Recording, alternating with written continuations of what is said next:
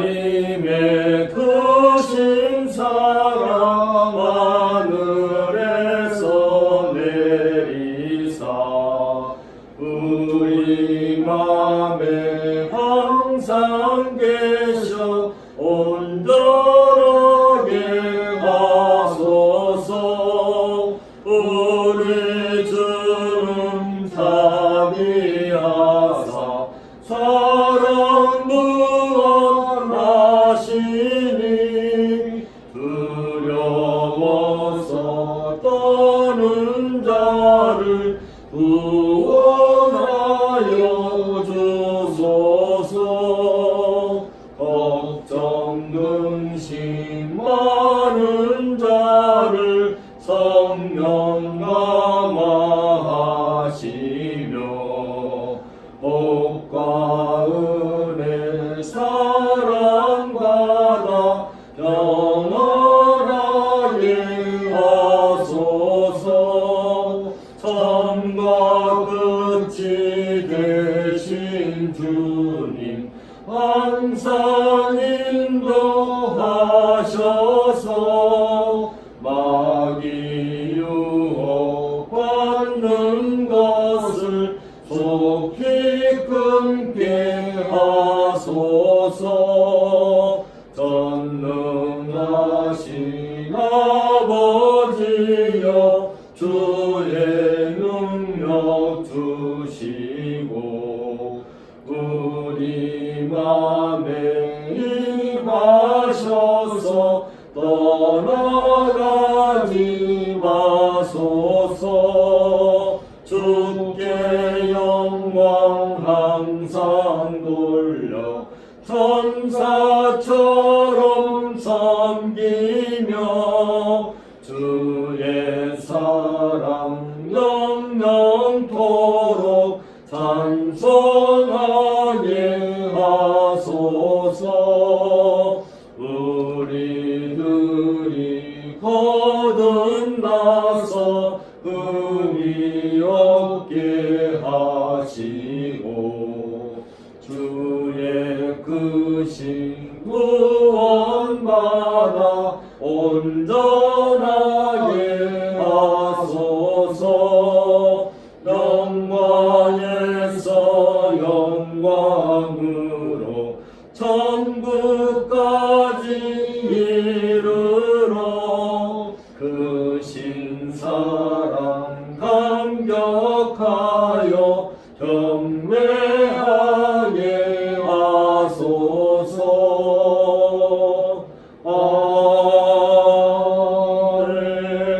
아멘. 지난 한 주간도 우리 각자의 삶을 인도하시고 은혜들이 주신 하나님께 감사하고요. 오늘 순천에서도 귀한 우리 한국 가족이 함께 예배에 참여해 주셔서 감사드립니다. 우리 다 같이 묵상기도 하고 예배 시작합니다.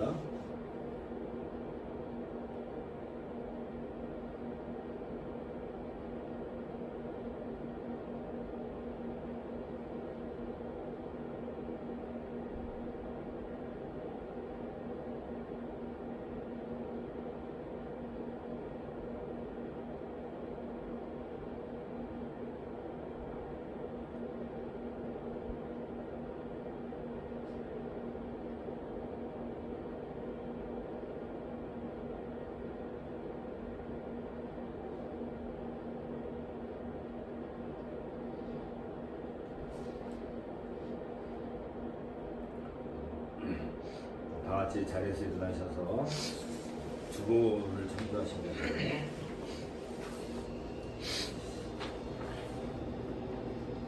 우리 마음을 주님께 들어올려 함께 고백합시다. 우리의 영혼 천지를 이루신 여호와의 이름에 있도다.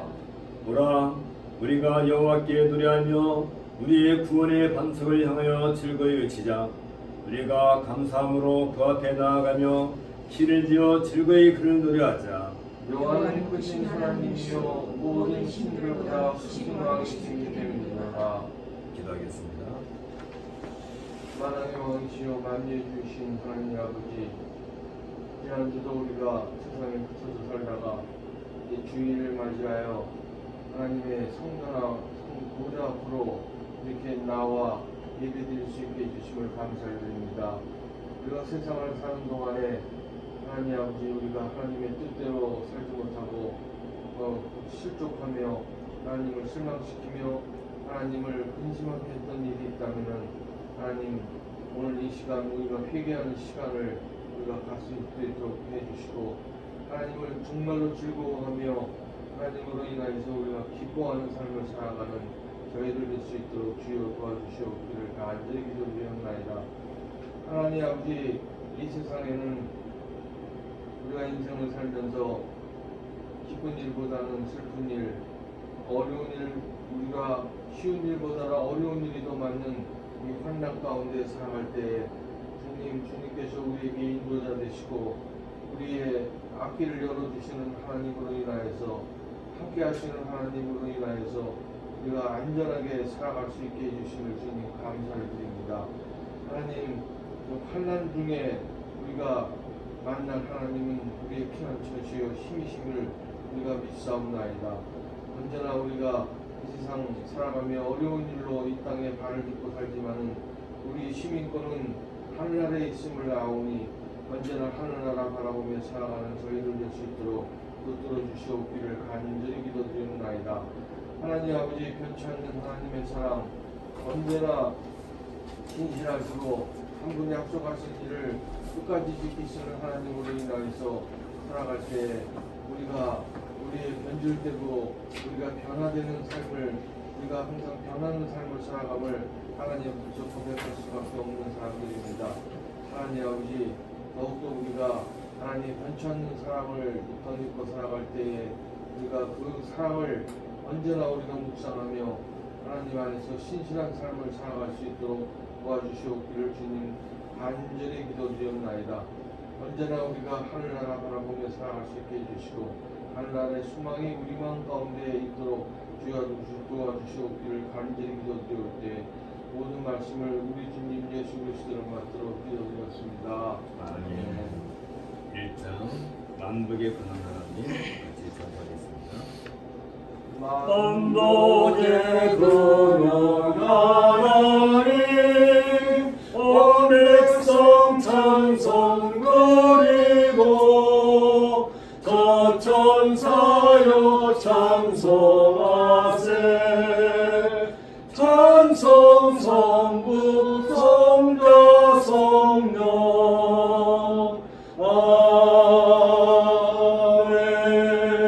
아멘. 자리에 앉으시고요. 고백으로의 부름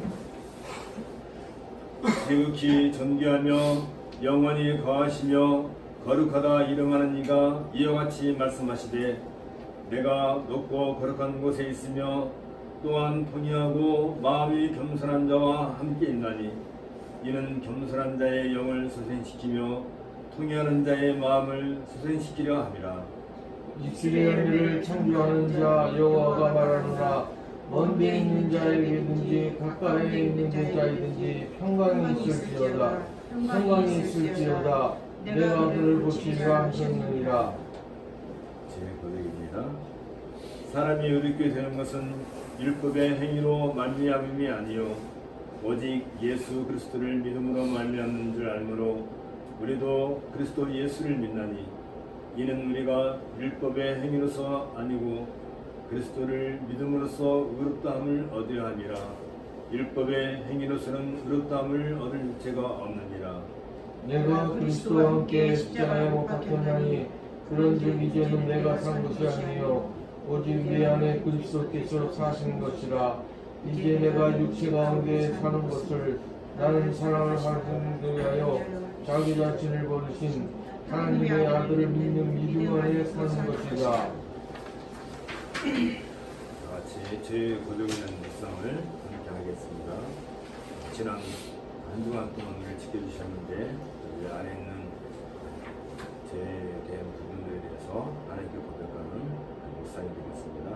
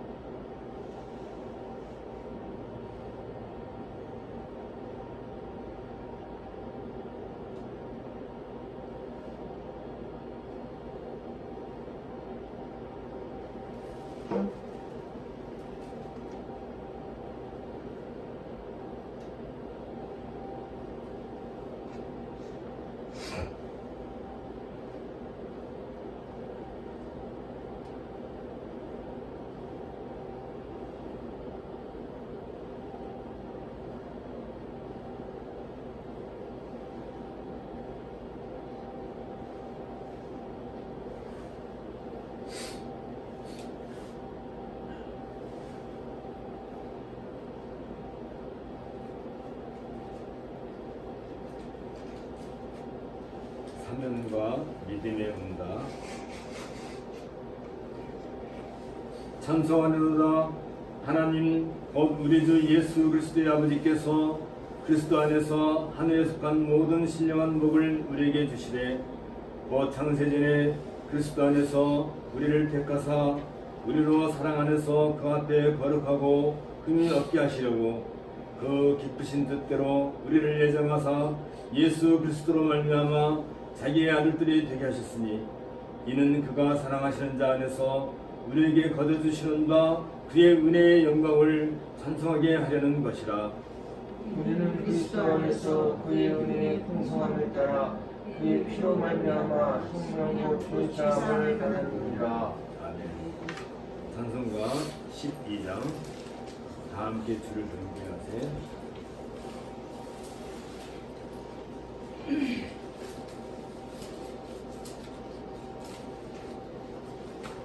함께 주를 경배하세.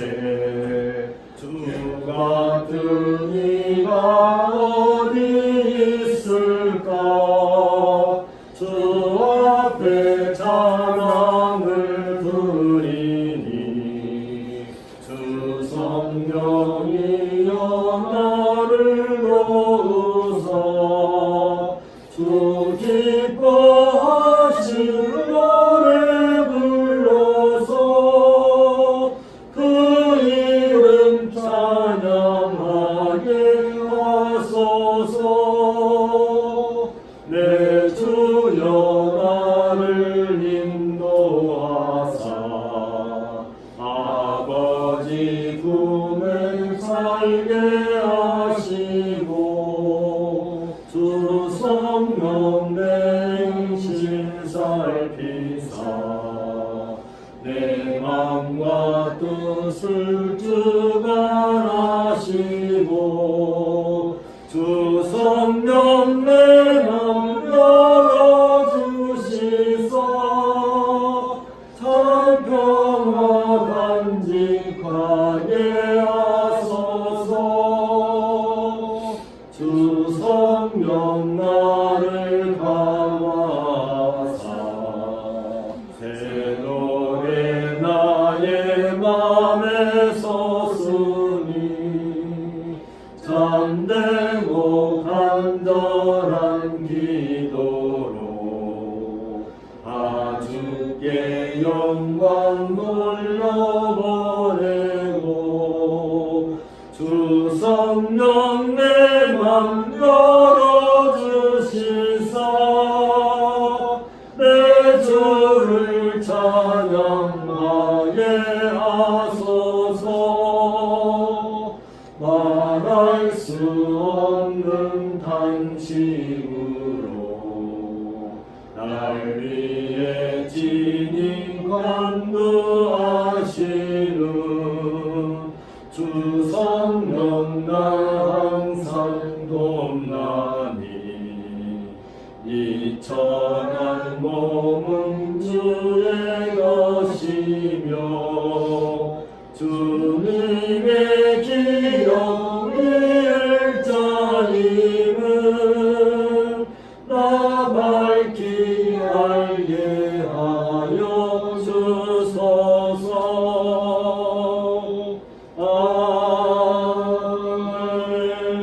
아멘. 오늘 성경 낭독은 창세기 31장입니다. 야곱이 라반의 아들들이 하는 말을 들었는즉 야곱이 우리 아버지의 소유를 다 빼앗고 우리 아버지의 소유를 말미암아 이 모든 재물을 먹었다 하는지라. 야곱이 라반의 안색을 본즉 자기에게 대하여 전과 같지 아니하더라. 여호와께서 야곱에게 이르시되 네 조상의 땅 내 족속에게로 돌아가라. 내가 너와 함께 있으리라 하신지라. 야곱이 사람을 보내어 라헬과 레아를 자기 양떼가 있는 들로 불러다가 그들에게 이르되 내가 그들의 아버지의 안색을 본즉 내게 대하여 전과 같지 아니하도다. 그러할지라도 내 아버지의 하나님은 나와 함께 계셨느니라. 그들도 알거니와 내가 힘을 다하여 그들의 아버지를 섬겼거늘 그들의 아버지가 나를 속여 흠싸고 몇 번이 그냥 변경하였느니라. 그러나 하나님이 그를 막으사 나를 해치지 못하게 하셨으며 그가 이르기를 저 믿는 것이 내 삭이 되리라 하면 온 양떼가 낳은 것이 저 믿는 것이요 또 얼룩무늬 있는 것이 내 삭이 되리라 하면 온 양떼가 낳은 것이 얼룩무늬 있는 것이니 하나님이 이같이 그들의 아버지의 가축을 빼앗아 내게 주셨느니라. 그 양떼가 새끼 될 때 내가 꿈에 눈을 들어보니 양떼를 탄 순 양은 다 얼룩무늬 있는 것과 점있는 것과 아롱진 것이었더라. 그가 하나님의 사자가 내게 말씀하시기를 야곱아 하기로 내가 대답하기를 여기 있나이다 하니 이르시되 내 눈을 들어보라. 양떼를 탄 순 양은 다 얼룩무늬 있는 것, 점 있는 것, 아롱진 것이니라. 라반이 내게 행한 모든 것을 내가 보았노라. 나는 베델의 하나님이라. 내가 거기서 기둥에 기름을 붓고 거기서 내게 사랑하였으니 지금 일어나 이곳을 떠나 내 출생지로 돌아가라 하셨느니라. 라헬과 레아가 그에게 대답하여되 우리가 우리 아버지 집에서 무슨 분기시나 유산이 있으리요.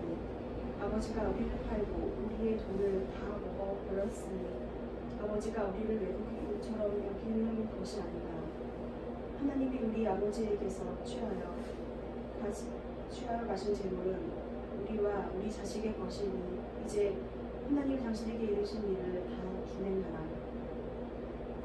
야곱이 일어나 자식들과 아내들을 낙타에 태우고 그 모음과 모든 가축과 모든 소유물 곧 그가 바단 아람에서 모은 가축을 이끌고 가나안 땅에 있는 그의 아버지 이삭에게로 가려 하세. 그때 라반이 양털을 깎으러 갔으므로 라헬은 그의 아버지의 드라빔을 도둑질하고 야곱은 그 거치를 아람 사람 라반에게 말하지 아니하고 가만히 떠났더라. 그가 그의 모든 소유를 이끌고 강을 건너 기라 산에 향하여 도망한 지 3일 만에 야곱이 도망한 것이 라반에게 들린지라. 라반이 그의 형제를 거두고 7일 길을 쫓아 기라 산의 그 산에서 그에게 이르렀더니 만에 하나님이 아람 사람 라반에게 항목하여 이르시되 너는 삼가 야곱에게 선악 땅을 말하지 말라 하셨더라. 라반이 야곱을 뒤쫓아 이르렀으니 야곱이 그 산에 장막을 친지라. 라반이 그 형제와 더불어 기라 산에 장막을 치고 라반이 야곱에게 이르되 내가 나를 속이고 내 딸을 칼에 사로잡힌 자 같이 끌고 갔으니 어찌 같이 하는가. 내가 즐거움과 노래와 복과 수금으로 너를 보내겠거늘 어찌하여 내가 나를 속이고 가만히 도망하고 내게 알리지 아니하였으며 내가 내 손자들과 딸들에게 일러주지 못하게 하였으니 내 행위가 참으로 어리석다. 너를 해야 할 만한 능력이 내 손에 있으나 내가 너희 아버지의 하나님이 어젯밤에 내게 말씀하시니 너는 삼가 야곱에게 선악간을 왜 말하지 말라 하셨습니다. 이제 내가 내 아버지 집을 사모하여 돌아가려는 것은 옳거니와 어찌 내 신을 하려 하느냐. 야곱이 라반에게 대답하였되 내가 생각하기를 삼촌의 딸들을 내게서 억지로 빼앗느니라 하여 두려워하였으니 이이다. 내 삼촌의 신은 누구에게서 찾든지 그는 살지 못할 것이요 우리 형제들 앞에서 무엇이든지 삼촌의 것이 발견되거든 내 삼촌에게로 가져가소서 하니 야곱은 라헬이 그것을 부지런 줄 알지 못하였더라. 라반이 야곱의 장막에 들어가고 레아의 장막에 들어가고 그 여종의 장막에 들어갔으나 찾지 못하고 레아의 장막에서 나와 라헬의 장막에 들어가매 라헬이 그 드라빔을 가져 낙타 안장 아래에 덮고 그 위에 앉은지라. 라반이 그 장막에서 찾다가 찾지 못하매 라헬이 그의 아버지에게 이르되 마침 흥미가 있어 일어나서 영접할 수 없사오니 내 주는 노하지 마소서 하니라. 라반이 그 드라빔을 둘러찾다가 찾지 못한지라. 야곱이 노하여 라반을 책망하세. 야곱이 라반에게 대답하여 이르되 내 허물이 무엇이니까 무슨 죄가 있기에 우상초께서 우상초께서 내 뒤를 급히 추격하나이까. 우상초니 내 물건을 다 드셔보셨으니 우상초의 집안 물건 중에서 무엇을 찾아내었나이까. 여기 내 형제와 삼촌의 형제 앞에 그것을 두고 우리 둘 사이에 판단하게 하고서 내가 이 20년을 우상촌과 함께 하였거니와 우상촌의 암양들이나 암염소들이 낙태하지 아니하였고 우상촌의 양떼의 수량을 내가 먹이지 아니하였으며 물려 찢긴 것은 내가 우상촌에게로 가져가지 아니하고 낮에 도둑을 맞았든지 밤에 도둑을 맞았든지 우상촌이 그것을 내 손에서 찾았으므로 내가 스스로 그것을 보충하였으며 내가 이와 같이 낮에는 더위와 밤에는 추위를 무릅쓰고 이 붙일 겨를도 없이 보냈나이다. 내가 우상촌의 집에 있는 20년 동안 우상촌의 두 딸을 위하여 14년, 우상촌의 양떼를 위하여 6년을 우상촌에게 봉사하였거니와 우상초께서 내 콩삭을 10번이나 바꾸셨으며 우리 아버지의 하나님 아브라함의 하나님 곧 이삭이 경외하는 이가 나와 함께 계시지 아니하셨더라면 우상초께서 이제 나를 빈손으로 돌려보내셨으리이다. 나는 하나님이 내 고난과 내 손의 수고를 보시고 어젯밤에 우상촌을 생각하셨나이다. 라반이 야곱에게 대답하였되 딸들은 내 딸이요 자식들은 내 자식이요 양떼는 내 양떼요 내가 보는 것은 다 내 것이라. 내가 오늘 내 딸들과 그들이 낳은 자식들에게 무엇을 하겠느냐. 이제 오라. 나와 내가 언약을 맺고 그것으로 너와 나 사이에 증거를 삼을 것이다. 이 야곱이 돌을 가져다가 기둥으로 띄우고 또 그 형제들에게 돌을 모으라 하니 그들이 돌을 가져다가 무더기를 이루매 우리가 거기 무더기 곁에 먹고 옆에서 먹고 라반은 그것을 여갈사하 두다라 불렀고 야곱은 그것을 발렛이라 불렀으니 라반의 말에 오늘 이 무더기가 너와 나 사이의 증거가 된다 하였으므로 그 이름을 발렛이라 불렀으며 또 미스바라 하였으니 이는 그의 말에 우리가 서로 떠나 있을 때 여호와께서 너와 나 사이를 살피시옵소서 하니라. 만일 내가 내 딸을 박대하거나 내 딸들 외에 다른 아내를 맞이하여 되면 우리와 함께 할 사람은 없어도 하나님이 너와 나 사이에 증인이 되시느니라 하였더라. 라반이 또 야곱에게 이르되 내가 나와 너 사이에 둔 이 무더기를 보라. 또 이 기둥을 보라. 이 무더기가 증거가 되고 이 기둥이 증거가 되다니 내가 이 무더기를 넘어 내게로 가서 해하지 않을 것이고 내가 이 무더기 이 기둥을 넘어 내게로 와서 해하지 아니할 것이다. 아브라함의 하나님 나홀의 하나님 그들의 조상의 하나님은 우리 사이에 판단하옵소서. 다음에 야곱이 그 아버지 이삭의 경외하는 일을 가리켜 맹세하고 야곱이 또 산에서 잣떡을 드리고 형제를 불러 떡을 먹이니 그들이 떡을 먹고 산에서 밤을 지내고 라반이 아침에 일찍 일어나 형제들과 딸들에게 일러주며 그들에게 축복하고 떠나 고향으로 돌아가더라. 이는 주님의 말씀입니다. 하나님께 감사를 드립니다. 연구 및 찬송하겠습니다. 74장 오반사기 만세 반석이신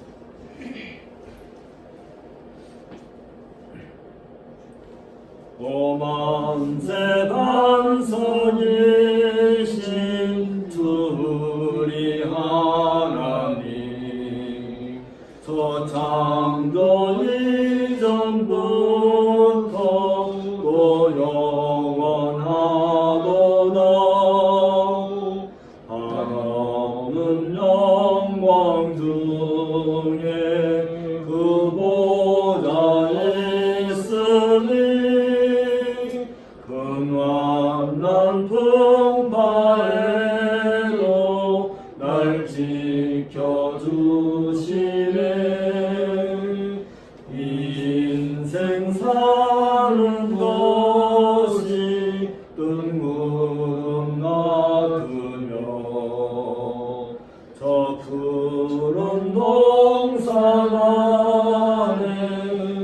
백성이 갔도다. 불 위에 이슬 같고 잠소의 꿈같이 이 세상 모든 영광 곧 사라지도다. 한없는 사랑으로 늘 깨어 지키사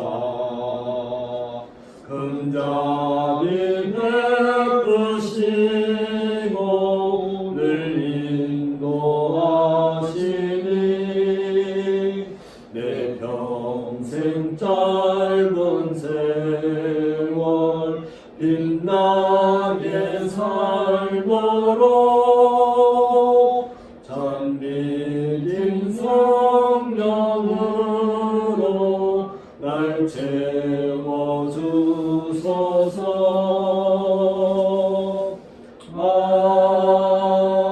아멘.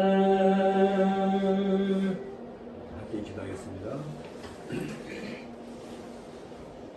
천지를 지으시고 또 그 가운데 친히 주의 말씀으로 없는 것을 있게 하신 우리 아버지 하나님, 이제 우리가 그 하나님의 능력과 권세 가운데서 이 땅에 태어나고 이제 거룩한 교회의 한 지체로 한 몸으로 한 영으로 이렇게 우리를 크셨사온즉 이 모든 것이 하나님의 깊은 경륜 가운데서 또 하나님께서 친히 우리를 오래전에 이미 기억하시고 택하신 그 능력 가운데서 되어진 일인 것을 감사하지 아니할 수 없습니다.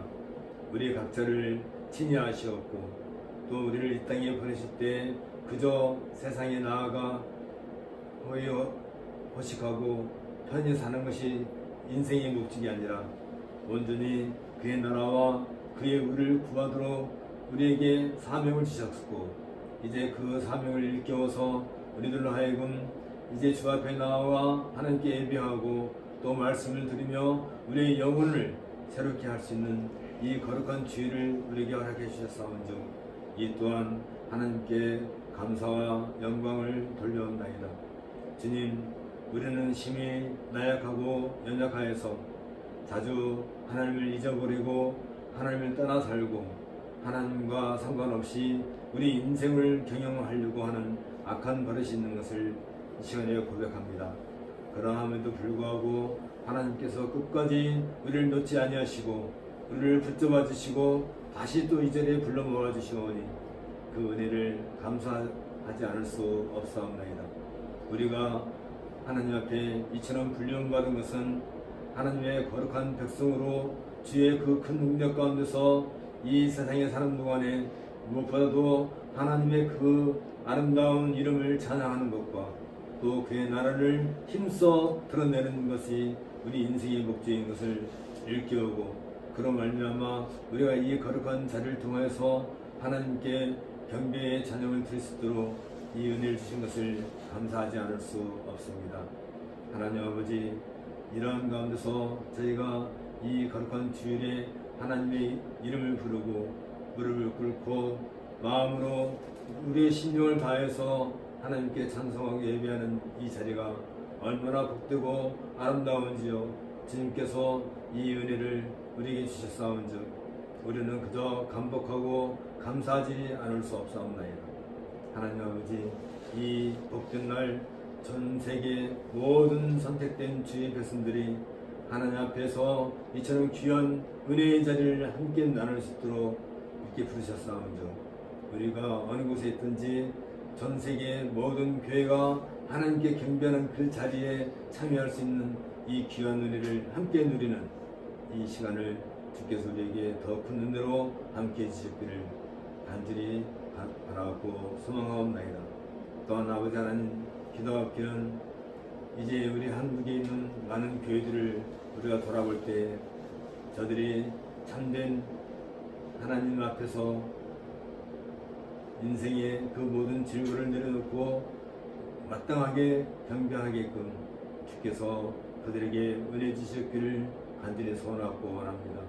하나님 아버지, 오늘 이 시간에도 수많은 사람들이 하나님 앞에 나와서 경배한다 하면서 자신들의 부귀와 자신들의 영달과 자신들의 사업과 자신들의 기업과 자신들의 자녀들을 위하여 기도하는 것은 분명하면서도 하나님의 나라와 하나님의 영광을 위하여서 기도하고 경배하는 일에는 심히 소극적인 것을 저희가 고백하지 않을 수 없습니다. 하나님 아버지, 우리가 무엇 때문에 이 세상에 살고 있으며 우리가 누구를 위하여 이 땅에 살고 있는지를 기억하고 오로지 우리의 전생애를 하나님께 온전히 들어올리었고 그로 인하여서 우리의 삶이 더 아름답고 더 건실하게 든든하게 되어질 수 있도록 주께서 우리에게 지혜와 명철을 더하여 주셨기를 소원하옵나이다. 하나님 아버지, 또한 바라옵기는 이 땅에 아직도 55%나 되는 많은 믿지 않는 자들이 있고 정작 참된 신앙을 갖는 기독교인들은 전 인구의 10% 정도밖에 되지 않는다는 통계를 보았사옵나이다. 하나님 아버지, 그러나 그 10%조차도 참으로 하나님을 바로 알고 경배하는지 우리가 심히 부끄럽고 안타까운 이 현실을 고백하지 않을 수 없습니다. 하나님 아버지여, 어느 나라든지 주를 경외하는 이들이 있고 또 예배하는 자들이 있는 것을 저희가 보옵나이다. 이 땅에도 참된 믿음을 가지고 하나님께 바르게 예배하는 그런 사람들이 날마다 더해지고 또 흥왕하고 왕성할 수 있도록 주께서 이 땅에 은혜를 베풀어 주시기를 간절히 소원하옵나이다. 또한 하나님 아버지, 이제 북미 정상회담이 곧 열린다 하고 그 다음에 우리 남북 정상회담을 통해서 또 수련들이 모인다 하옵나이다. 이런 일련의 과정 가운데서 이루어지는 그 모든 것들이 하나님께서 친히 나라를 경영하시는 그 섭리와 하나님의 그 계획 가운데서 되어지는 것을 저들이 겸허하게 겸손하게 깨닫고 자신들의 이익만을 추구하는 것이 아니라 참된 우리 한민족의 그 앞날을 위하여서 우리 한민족의 미래를 위하여서 정상들이 힘을 모으고 지혜를 모으는 그러한 자리가 될 수 있도록 주께서 은혜를 더하여 주시기를 소원하옵나이다. 하나님 아버지, 이를 통하여서 우리 민족이 무엇보다도 온 땅에 하나님의 복음을 바르게 전하는 일에 쓰임받을 수 있도록 또 우리 교회들이 하나님 앞에서 이러한 민족적인 또 역사적인 사명을 깨닫고 참된 교회의 본분을 굳건하게 세워나가는 그런 계기가 될 수 있도록 은혜를 더하여 주옵소서. 이 모든 말씀을 우리 주 예수 그리스도 이름으로 기도합나이다.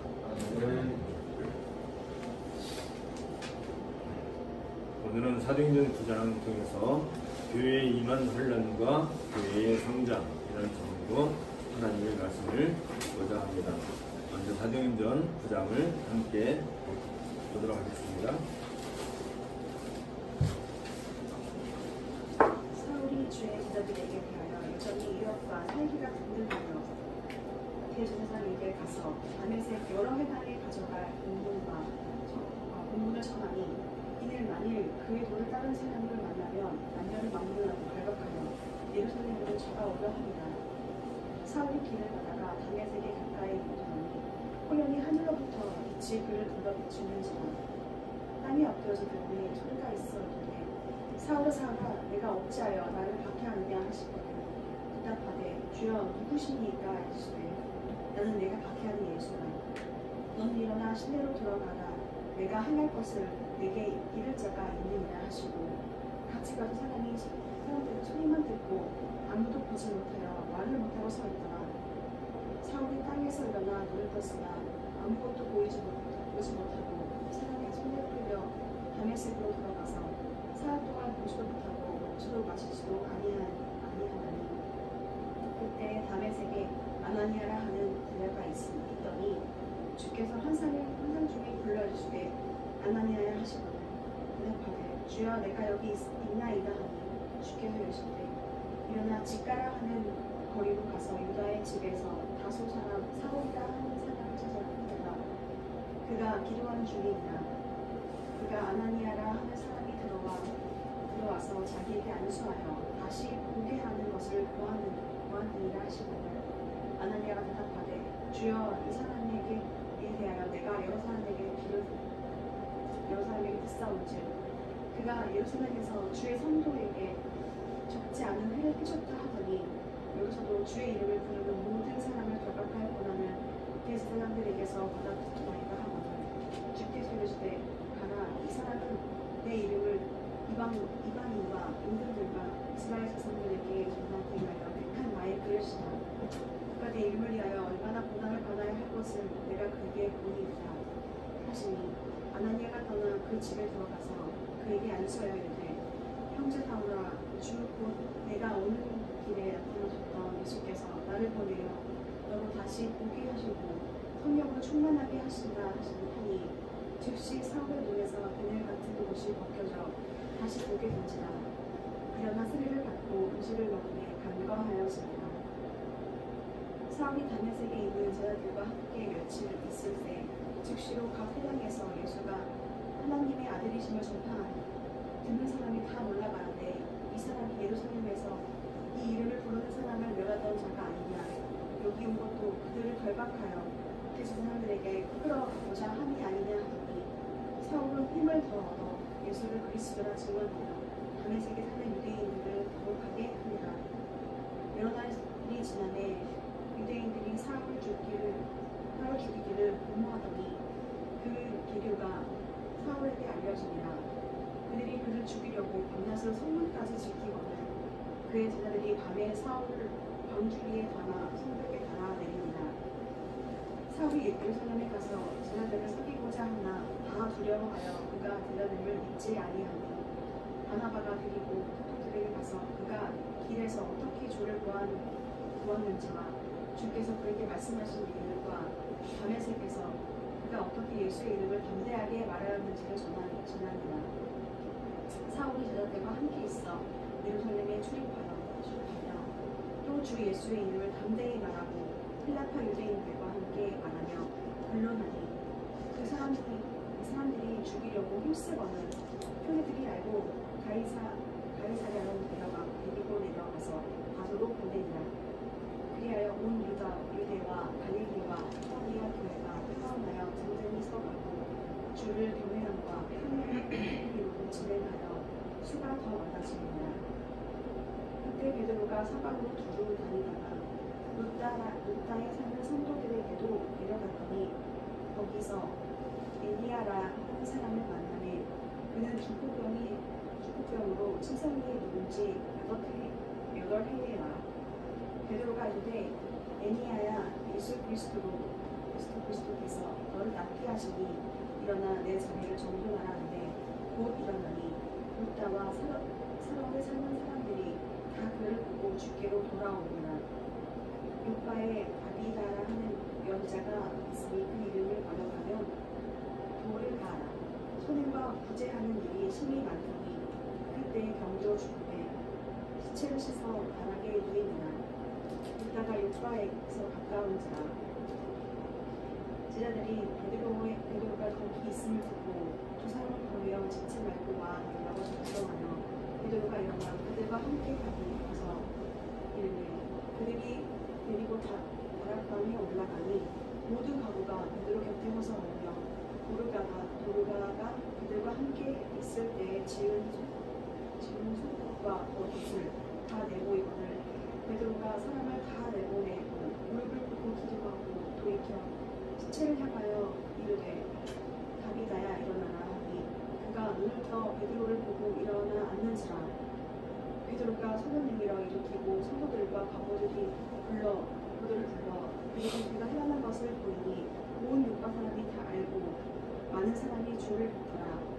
베드로가 요파에 여러 날 있어 시몬이라 하는 우두자니의 집에 머무니라.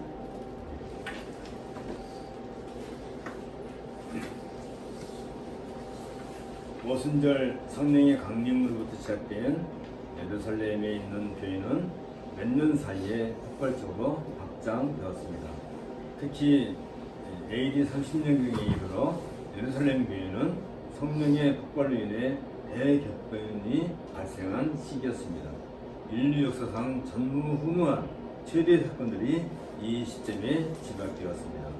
이 모든 일들이 교회가 세워지면서 관계될 수 있었습니다. 이즈음 그리스도의 십자가와 부활, 승천, 오순절 성령 강림으로 이어지는 급박한 상황이 숨가쁘게 장기되었던 것입니다. 3,000명, 5,000명으로 확장된 교회 공동체가 역사의 주역으로 자리를 잡게 되기도 했습니다.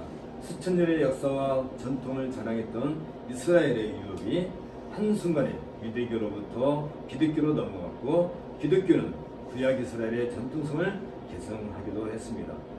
오순절과 더불어 시작된 교회의 설립은 인류 최대의 사건이었습니다. 천지창조 이후 이보다 더 큰 사건은 없었을 것입니다.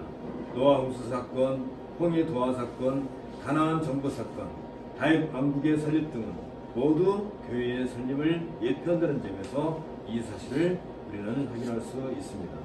이상의 일련의 흐름은 천지창조와 맞먹는 재창조와 같은 의미를 가질 수 있습니다. 이 재창조 사역은 예수님의 제 이름으로 완성될 것이며, 그때까지 교회는 사람들의 영혼을 새롭게 하는 영적 창조 사역을 지속하게 될 것입니다. 사도행전 3장 21절에 있는 것처럼 하나님이 영원전부터 거룩한 선지자 입을 의탁하여 말씀하신 바 만유를 회복하실 때까지는 하늘이 마땅히 그를 받아들이라는 베드로의 선포와 같이 주님께서 다시 오시어 만유를 회복하는 그 일은 바로 교회의 완성과도 긴밀한 관계가 있습니다. 그만큼 교회는 역사의 중심에 서 있으며 이 교회의 통치자로 성령께서 친히 임재하셨던 것입니다. 그 교회를 상대로 스스로 하나님 편에 서 있다고 자처하는 유대 지도자들이 난폭한 전쟁을 일으켰습니다. 그들은 사도들을 옥에 가두고 그리스도의 이름 전하는 것을 협박하다가 마침내 스데반을 처형하는 악행을 저지르고 말았습니다. 뿐만 아니라 유대뿐 아니라 타국의 유대인들까지 손을 뻗어 그리스도의 도를 따르는 신자들을 잡아오게 가두었습니다. 교회를 박멸하려는 유대교의 마지막 발악이었던 것입니다. 사울은 바로 이 일을 전담하는 기부에 소속되었습니다.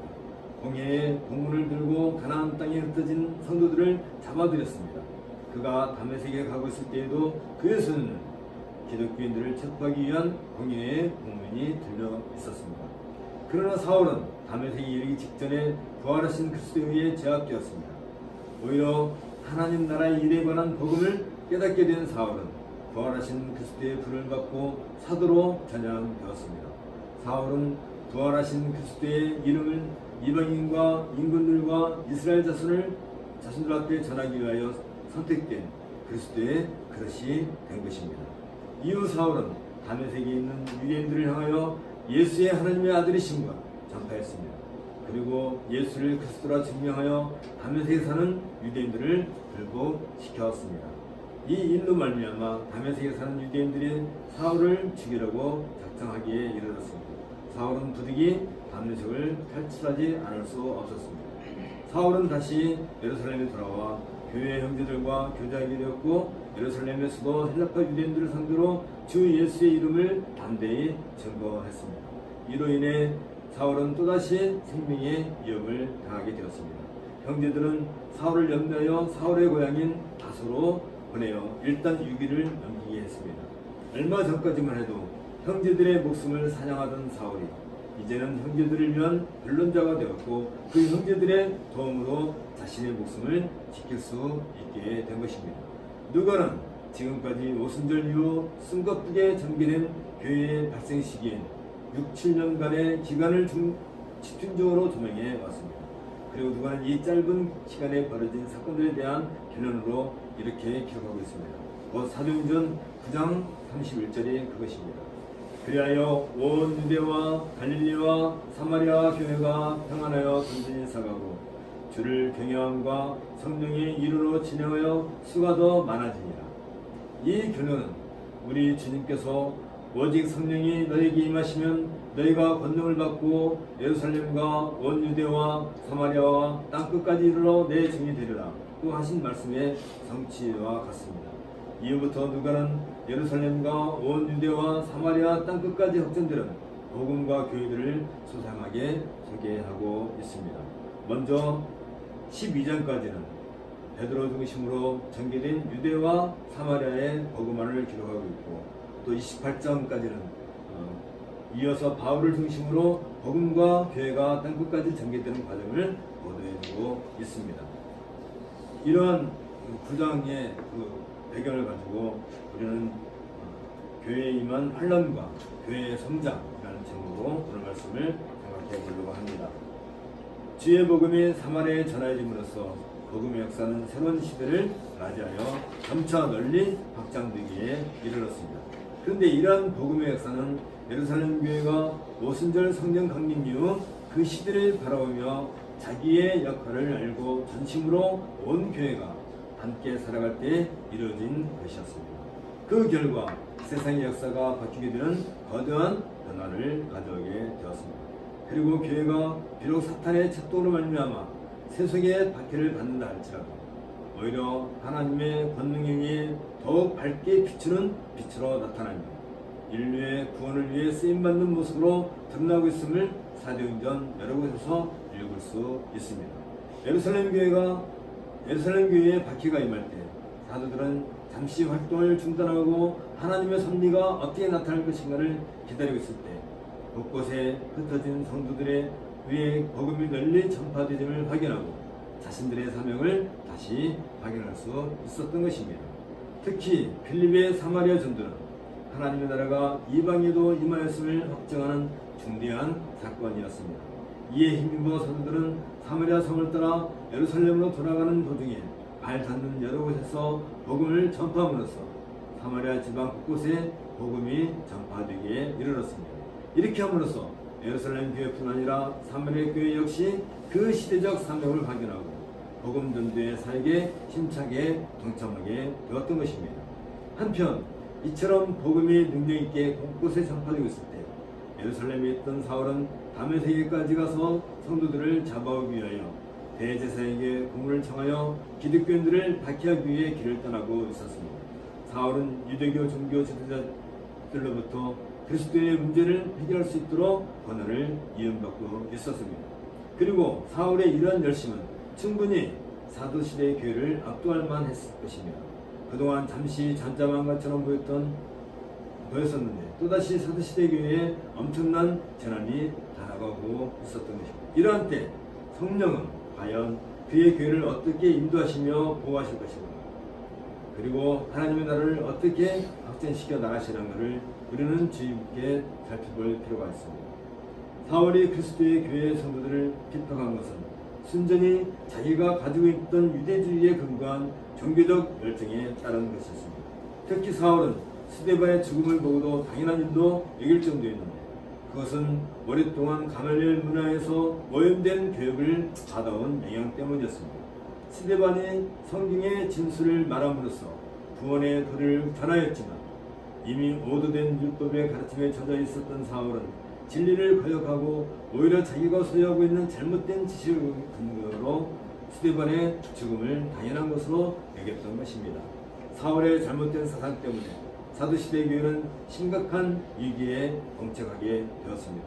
사울은 그리스도의 도를 따르는 자들에게 살기가 등등하여 남자나 여자를 물어나고 잡아오게 가두려고 했습니다. 그처럼 살기 등등한 사울을 회심시키기 위해 성령은 아무도 생각지 못한 특별한 단편을 준비하고 계셨습니다. 성령께서 사울을 부르신 사건은 사울이 다메섹을 향하여 가던 도중에 일어나왔습니다. 사울이 다메섹에 가까이 가고 있을 때 그의 일생을 뒤바꾼 경험을 하게 된 것입니다. 이 사건을 어떤 정신적인 현상이나 아니면 하나님의 부르심의 일반적인 현상으로 봐서는 안 될 것입니다. 이미 앞선 누가의 기록을 통해서 여러 차례 살펴보았듯이 이러한 특별한 사건은 주님께서 특이한 이적으로 친히 자신을 계시하신 것으로 우리는 보아야 하는 것입니다. 또한 이미 주님은 다메섹에 있는 아나니아라는 제자를 알고 계셨고 사흘 동안을 보지 못하고 음식을 먹지 못하는 사울에게 보내려고 하신 것을 보아서도 다메섹 도상에서 사울에게 자신을 내보이신 것은 어디까지나 사울을 부르기 위한 특별한 방법이었음을 우리는 알 수 있습니다. 특히 아나니아의 안수 후에 사울에게 성령이 충만하게 임한 것은 성령의 세례에 대한 우리의 인식을 새롭게 하는데 매우 중요한 현상이 아닐 수 없습니다. 이미 오순절 성령 강림과 사마리아에서의 성령 세례 사건은 독특한 성령의 권능이 임재하는 것으로 보여졌습니다. 그렇다면 누가는 예수를 믿고 구원에 이르는 신앙으로서 일반적인 성령 세례가 아닌 독특한 의미와 역할로 성령 사역을 구별하기 위해 성령의 세례 또는 성령의 충만을 이야기하고 있음이 분명합니다. 따라서 사울의 세례를 받은 것은 그리스도의 이름으로 세례를 받되 그가 하나님의 백성이 되었다는 증표로서 세례를 받은 것이며 그에게 임한 성령의 충만은 장차 그리스도의 이름을 위하여 이방인과 임금들과 이스라엘 자손들 앞에서 복음을 전할 그리스도의 택한 그릇으로 쓰임받기 위함인 것을 우리가 알게 됩니다. 때문에 사울이 성령의 충만 상태가 된 것은 매우 이례적인 성령의 임재를 암시해주고 있습니다. 그리고 이러한 성령의 충만을 통하여 사울은 예루살렘에 있는 사도들과 동일한 성령의 권능을 입은 그리스도의 사도로서 인정받게 되는 증표를 얻게 된 것입니다. 사울이 받은 성령의 충만은 성령의 일반 세에 속하는 중생자가 되기 위한 것이 아닌 것이 분명합니다. 이미 사울은 그리스도를 만남으로써 그의 백성으로 중생되었습니다. 특히 벌써 환상으로 자기에게 누군가 위하여 기도할 사람이 있다는 것을 알고 있었고 그가 안수를 통해 성령의 충만을 받기 전에 주님께 기도하고 있음을 볼 때에 아직은 세례를 받지는 않았어도 사울은 성령의 인도를 받아 중생한 성도가 된 것이 확실합니다. 그런데도 성령의 충만을 입은 것은 어디까지나 사울이 그 시대에 쓰임받고 그리스도의 나라를 위해 권능을 행사해야 하기에 하나님께서 사울을 특별한 방식으로 부르신 증표였던 것입니다. 이렇게 함으로써 사울은 그리스도의 사도로 인정을 받게 된 것입니다. 따라서 오늘날 우리들이 그리스도를 믿고 알았다고 해서 사울처럼 그 즉시 성령의 충만을 받는 것은 절대 아닙니다. 그런 은사를 받으려면 오래전부터 하나님의 나라를 위해 쓰임받을 준비가 충분히 되어 있어야 합니다. 하나님께서 그 시대에 그를 필히 사용하실 만한 이유가 있어야 하는 것입니다. 그런 일꾼에게 성령의 충만을 주십니다. 그런 의식도 없는데 아무나 예수를 믿기 때문에 성령의 충만을 주시는 것은 절대 아닌 것입니다. 그가 하나님의 나라를 위해 꼭 필요하고 그 역시 그러한 역사적인 인식을 갖고 있을 때 하나님께서 성령의 충만을 주심으로써 자신의 능력이 아닌 하나님의 능력으로 하나님의 나라를 세워나가게 되는 것입니다. 이처럼 사울은 바로 하나님 나라를 세워나가기 위해 부르시기 위해 성령의 충만을 받게 된 것입니다. 이처럼 성령의 특별한 능력으로 성령 충만을 받게 된 사울은 다메섹에서 그리스도의 제자들과 교제하면서 즉시 각 회당에 나가 예수의 하나님의 아들이심을 전파하기 시작했습니다. 그러자 전에 사울이 그리스도의 도를 핍박하는 것을 알고 있던 사람들은 놀라지 않을 수 없었습니다. 그럴수록 사울은 더 힘을 얻어 예수를 그리스도라 증명하여 다메섹에 있는 유대인들을 불복시켰습니다. 이런 점을 볼 때 사울은 복음의 본질에 대하여 올바르게 알고 있었음을 알게 됩니다. 예수가 하나님의 아들이라는 사실을 전파할 정도라면 사울은 예수가 누구시며 하나님 어떤 분이신가를 잘 알고 있었음이 분명합니다. 나아가 예수를 그리스도라 증명할 정도라면 한다면 분명히 구약과 예수 그리스도의 일치점을 확인하고 있어야 하는 것입니다. 이것은 사울이 그동안 가지고 있었던 유대적 율법관에 엄청난 변화가 일어났음을 말해주고 있습니다. 전에는 유대적 사고방식 때문에 스데반의 죽음도 당연한 것으로 여기고 예루살렘 교회를 악해했었습니다. 하지만 이제 새롭게 사울의 의식이 변화됨으로써 오히려 예수를 그리스도라고 증명한다는 것은 참으로 엄청난 변화가 아닐 수 없습니다. 여기에서 누가가 사울의 복음 전도를 통하여 복음의 본질에 대해 새롭게 조명하고 있다는 것을 주의해서 살펴보아야 할 것입니다.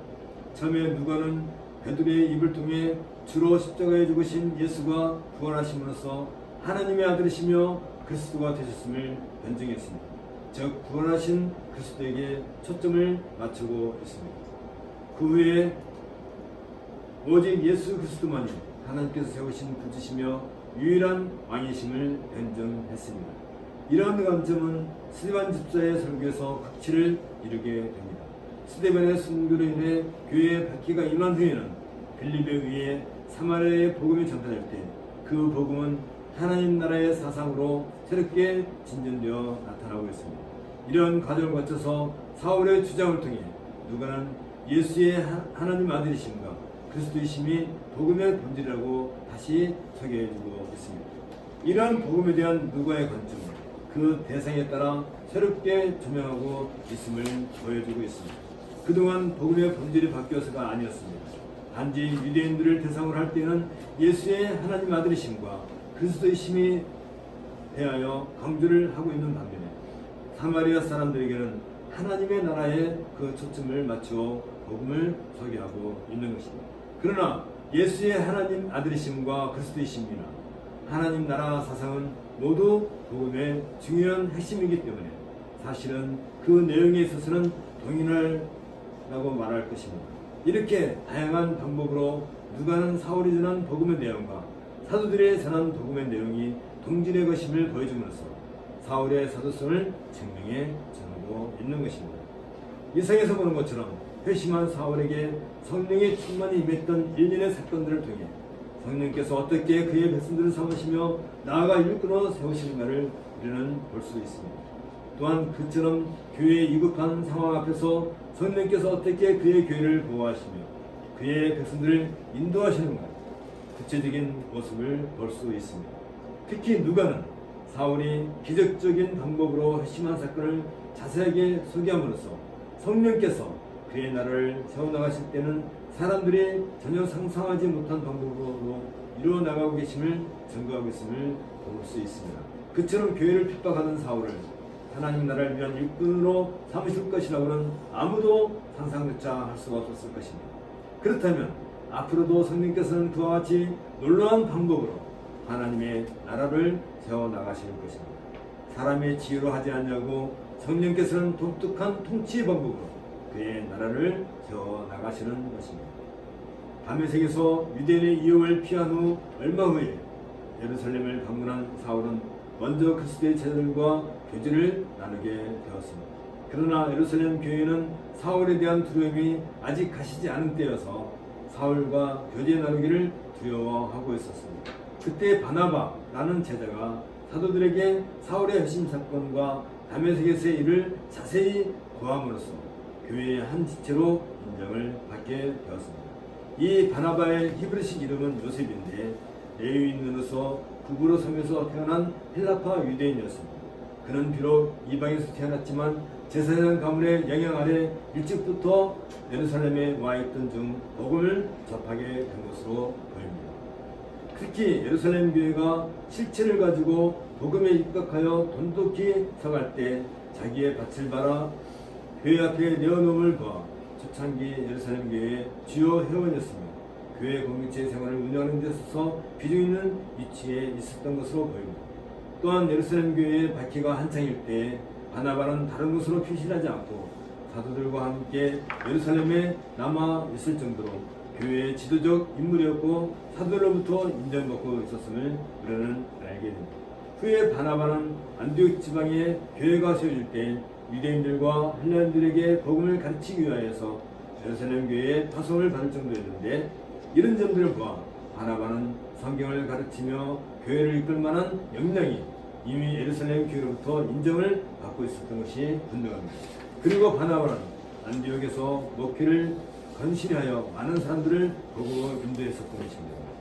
사도행전 11장 24절에 보면 바나바는 착한 사람이요 성령과 믿음이 충만한 자라고 누가가 기록하고 있는데 이로써 그의 등망이 당시 교회에 널리 알려졌음을 우리는 알 수 있습니다.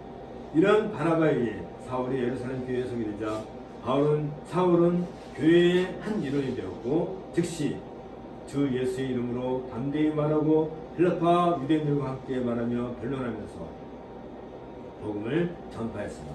그러자 헬라파 유대인들, 다시 말하면 이방 출생의 유대인들로서 율법을 배우기 위해 예루살렘에 와 있는 그 헬라파 유대인들은 오히려 사울을 죽이려고 했습니다. 왜냐하면 얼마 전까지만 해도 자기들과 같은 사상을 가지고 스데반을 사형시켰고 그랬을 때 돌을 쫓는 자들을 결박하며 박해하던 사울이 다메섹에서 돌아온 후 오히려 그리스도인들과 가깝게 지내며 나아가 자신들의 신봉하는 율법을 대항하여 그리스도의 도를 변론하기에 그냥 둘 수 없었던 것입니다. 사울이 헬파 유대인들에게 복음을 전해야 한다는 생각은 생명의 위협을 느낄 만큼 위험한 일이었습니다. 하지만 어두움에서 생명의 빛으로 인도를 받은 심정으로는 도무지 침묵할 수 없기에 그처럼 열심을 내었던 것입니다. 그럼에도 불구하고 스데반의 변론에서도 거짓을 버리지 아니했던 유대인들은 사울의 변론을 통해서도 자기들의 사상을 바꾸려 하지 않았습니다. 오히려 자기들의 체제가 무너질 것이라는 위험을 느끼고 사울을 죽이려고 힘을 다 쏟았습니다. 이에 사울이 저들의 위협을 피해 다소로 피신하자 잠시 예루살렘은 평온의 시간을 찾기 시작했습니다. 그동안 그처럼 심하게 폭풍처럼 몰아치던 박해가 누그러지기 시작했습니다. 거대한 세력 앞에서도 교회는 성령의 보호하심과 인도하심으로 든든히 그 본인의 모습을 세워나가고 있었습니다. 이러한 모습을 누가는 사도행전 9장 31절에서 이렇게 기록했습니다. 아까도 읽었지만 우리가 함께 요거 같이 들어가겠습니다. 사도행전 9장 31절입니다. 시작. 그리하여 온 유대와 갈릴리와 사마리아 교회가 평안하여 든든히 서가고 주를 경외함과 성령의 위로로 진행하여 수가 더 많아지니라. 사울이 예루살렘을 떠나자 헬라파 유대인들은 더 이상 교회와 변론할 이유가 없어졌기 때문에 충돌은 자연히 감소하게 되었습니다. 그리고 그동안의 박해로 인하여 사방으로 흩어졌던 예루살렘 교회는 다시 활력을 찾기 시작했습니다. 교회가 평안하여 든든히 서가고 주를 경외함과 성령의 이르로 진행하여 수가 더 많아지라는 이 모습은 그동안의 박해가 오히려 교회를 더욱 활기 있게 만들었음을 암시하고 있습니다. 이처럼 성령께서는 오히려 박해를 받는 동안에도 교회를 돈독히 세워나가심을 볼 수 있습니다. 이런 점에서 교회에 임한 박해는 두 가지 의미가 있음을 알게 됩니다. 첫 번째는 무엇보다도 교회의 정화라는 사실입니다. 만일 박해가 있지 않았다면 예루살렘 교회는 큰 탈 없이 지속적인 부흥을 하게 됨으로써 굉장히 비대하여졌을 것입니다. 처음에는 어느 정도의 수가 차는 것으로서 힘을 돋을 수 있었겠지만 아무런 제재 없이 계속 양쪽으로 평창만 할 경우 교회가 기본적으로 가지고 있어야 할 교회의 순결성이라는 본질을 점차 잃어가고 말았을 것입니다. 따라서 교회는 참 성도가 아닌 사람들을 대폭 수용하게 됨으로써 마침내는 일반 사회사업 단체와 비슷한 양상을 띠고 말았을 것입니다. 그런데 오히려 박해가 일어나자 참으로 신실한 믿음을 소유하지 않은 사람들은 교회에 남아있을 수가 없게 됨으로써 교회는 오히려 순결을 유지하게 되었던 것입니다. 두 번째, 교회는 하나님의 권능으로 운영되어짐을 확실히 보여주는 증표가 된다는 것입니다. 아무리 박해가 심화된다 할지라도 교회를 엄몰하거나 무너뜨리지 못한다는 것입니다. 하나님께서 친히 보호하고 인도하시기 때문입니다. 그리고 이러한 고통 가운데서도 성도들이 하나님께 기도함으로써 참으로 그들을 인도하시는 이는 하나님이심을 알게 하는 증거가 됨으로써 성도들의 신앙에 큰 힘이 되었던 것입니다. 그 결과 교회의 모습은 하나님을 경외하는 독특한 형태를 갖게 되었습니다. 이러한 모습이야말로 교회가 가져야 할 가장 기본적인 양상인 것입니다. 교회는 하나님의 부르심을 입은 백성들의 모임이기 때문에 먼저 하나님을 경외하며 섬기는 일이 가장 우선입니다. 교회가 이 일을 등한시한다면 더 이상 교회로서 존속해야 할 이유가 없을 것입니다. 또한 교회는 오직 성령의 이름만이 행동감을 주는 유일한 삶의 덫입니다. 다른 무엇으로도 이것을 대신할 수가 없습니다. 특히 누가의 기록에서 유하여 생각할 것은 온 유대와 갈릴리와 사마리아 교회라고 하는 부분입니다. 예루살렘 교회에 임한 박해는 그 흩어진 성도들에 의해 온 유대와 갈릴리와 사마리아까지 이르러 교회를 세우게 되었음을 기록해 주고 있기 때문입니다. 그리고 이 교회들이 한결같이 주를 경외함과 성령의 위로로 든든히 서가고 있음을 볼 때 사도들에 의해 복음으로 양육되어진 예루살렘 교회 성도들의 영적 상태가 얼마나 정상적으로 성장하고 있었던가를 살펴볼 수 있는 좋은 예가 될 것입니다. 잠시 교회의 객동기를 맞아 사도들의 행적에 대하여 침입하던 주가는 다시 우리들의 눈길을 이제 사도들에게 향하게 하고 있습니다. 그런데 때에 베드로가 사방으로 두루 행하다가 룻다에 있는 산도들에 내려갔더니 라고 기록하는 바와 교회가 박해를 받던 그 시기와 그 직후에도 사도들이 전혀 활동을 하지 않고 예루살렘에만 있었던 것이 아님을 우리는 알 수 있습니다. 교회가 어려움이 있을 때 사도들은 곳곳을 다니면서 성도들을 돌아오며 그들의 신앙을 위해 수고함을 마다하지 않았던 것입니다. 룻다라는 동네는 예루살렘에서 서북방으로 약 30km 정도 떨어진 쾌적한 도시로 지중해와 가깝고 욥바라는 항구가 그리 멀지 않은 곳에 있어서 상당히 생활활동이 활발한 곳이었습니다. 베드로가 여러 곳을 두루 살피러 다니다가 이 룻다에 이르렀는데 거기에는 중풍병으로 8년간 누워있는 애니야라는 성도를 만나게 되었습니다. 그러자 베드로는 애니야야, 예수 그리스도께서 너를 낫게 하시니 일어나 내 자리를 정돈하라고 그렇게 말을 했습니다. 이 말을 들은 애니야는 8년간이나 중풍으로 인하여 거동을 못하였는데 즉시 일어나게 되었습니다. 이 일로 인하여 룻다와 인접한 사론에 사는 많은 사람들이 죽게 돌아오는 역사가 일어나게 되었습니다. 그렇다고 한다면 베드로가 이적을 행한 것은 충분한 확신이 있었기 때문에 행한 것임을 알 수 있습니다. 왜냐하면 베드로는 분명히 자기의 권능으로 이적을 행할 수 없음을 알고 있었고, 그래서 예수 그리스도께서 너를 낫게 하신다 라고 하였는데, 이런 말은 분명한 확신이 있어야, 확신이 있기 전에는 할 수 없는 말이기 때문에 그렇습니다. 아울러 예수 그리스도의 이름으로 여전히 병고침에 이적이 나타나고 있다는 것은 그리스도의 통치가 사도를 통해 지속적으로 확장되고 있음을 보여주고 있습니다. 베드로의 이적은 교회를 든든히 세우는 터가 될 뿐만 아니라 슬픔 가운데 있는 성도들을 크게 위로하는 일이기도 했습니다. 곧 욥바에 있는 여자들 중에 다비다를 다시 살리는 사건에서 우리는 그것을 볼 수 있습니다.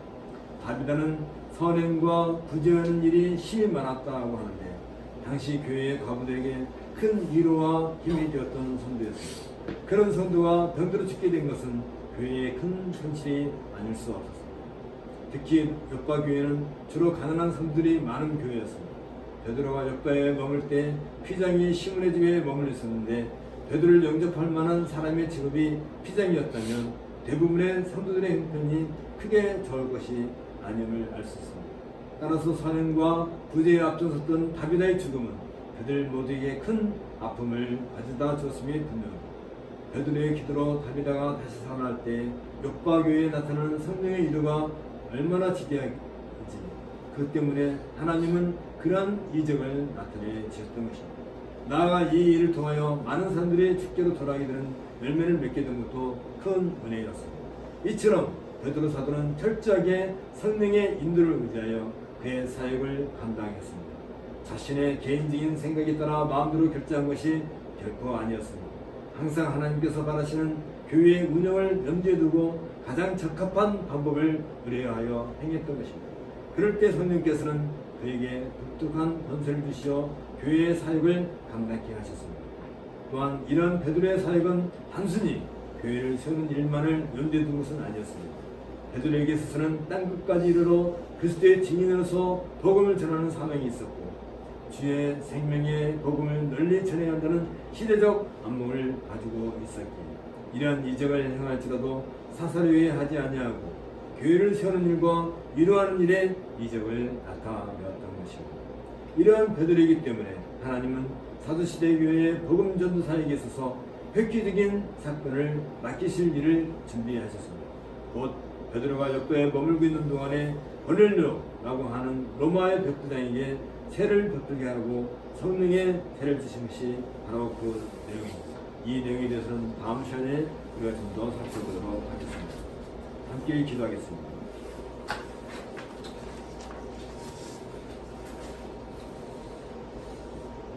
하나님 아버지여, 하나님께서 피로 값주고 사신 교회를 얼마나 사랑하시는지 우리가 사도행전을 통하여서 배우고 있는 중입니다. 이제 오늘은 사도행전 9장을 통해서 사울의 힘과 또 그 사울이 어떻게 그리스도의 그 광명의 빛을 받고 난 뒤에 하나님의 아들이심과 그가 곧 그리스도의 힘을 이방인들에게 또 유대인들에게 전하는 것을 우리가 보았습니다.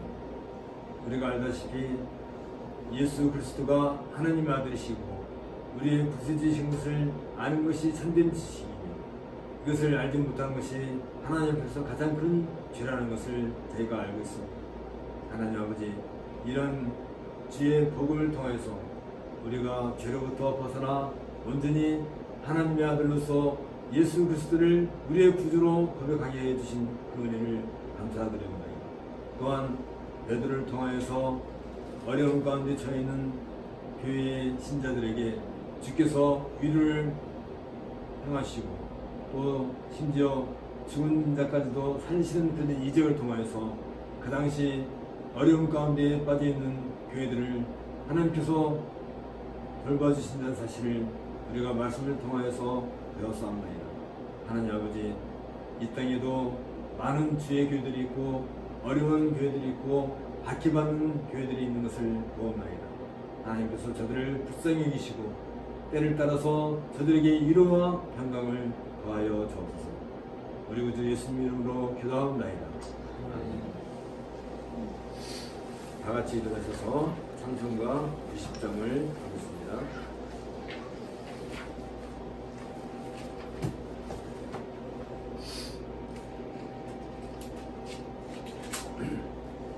주 예수 내가 알기 전 주 예수 내가 알기 전 날 먼저 사랑했네. 그 크신 사랑 나타나 내 영혼 거듭났네. 내 맘에는 계시고 나 주의 안에 있어. 저 포도비유 같으니 참 좋은 나의 친구. 내 친구 대신 예수님 날 구원하시려고 그 귀한 몸을 버리사 내 죄를 대속했네. 나 주님을 늘 믿으며 그 손을 의지하고 내 몸과 마음을 바쳐서 끝까지 충성하리. 내 진실하신 친구여 큰 은혜 내려주사 날 항상 보호하시고 내 방패 되옵소서. 더 풍성한 참 사랑을 네 능히 끊을 소냐. 날 구원하신 예수는 참 좋은 나의 친구. 축복하겠습니다. 주 예수 그리스도의 은혜와 하나님의 사랑과 성령의 교통하심이 너의 무리와 함께 있을지어다. 3장 성령 전투하겠습니다. 성부 성자와 성령 찬송과 영광 돌려보내세. 백조로 지금까지 또 영원 무궁토록 성삼위께